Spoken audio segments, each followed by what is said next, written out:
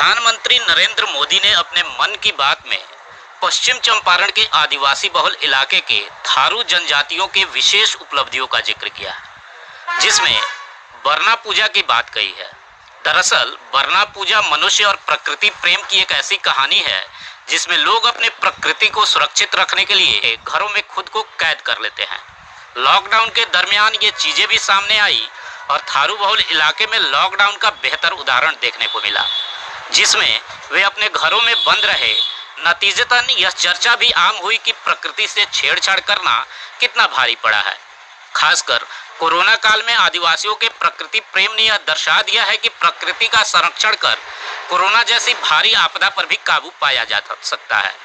बात चाहे गिलोय की हो या दूसरे तरह के प्राकृतिक उपचार का, थारू बहुल इलाके के लोग आज भी इन आयुर्वेदिक जड़ी बूटियों के संरक्षण में जुटे हैं और इन्होंने अपने प्रकृति पूजन का महत्व देश भर में उदाहरण के तौर पर पेश किया है। बता दें कि बरना पूजा के दौरान थारू समुदाय के लोग अपने प्रत्येक टापा में फसलों की पूजा करते हैं और साथ ही झमटा और कर्मा जैसे नृत्य के बिना इनका कोई भी त्योहार अधूरा माना जाता है। अभी हम लोग कोरोना काल के समय में हम लोग व्यापक रूप से इसको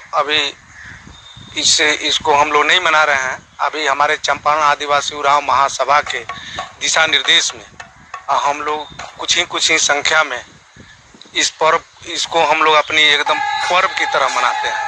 और इस समय में हमारी अपनी लोकगीत होती है, नृत्य होती है, करम झूमर होता है।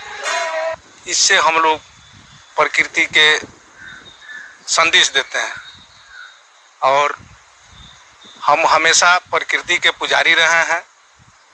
जल, जंगल, जमीन, जल जीवन, हरियाली मिशन, इसके हम हमेशा हमारे पूर्वज पर इसके पुजारी रहे हैं। आज भी हम लोग इसकी गाथा गाते हैं। हम लोग ये जानते हैं कि प्रकृति में ही सब कुछ है, उसी में जीवन है, पेड़ पौधे से ही जीवन है, जल से ही जीवन है। ऐसे में एक छोटी सी जगह से थारू समुदाय के लोगों ने प्रकृति प्रेम का जो अनूठा मिसाल पेश किया है, वो बिहार के लिए एक और गौरवमयी कड़ी के रूप में जुड़ गया है।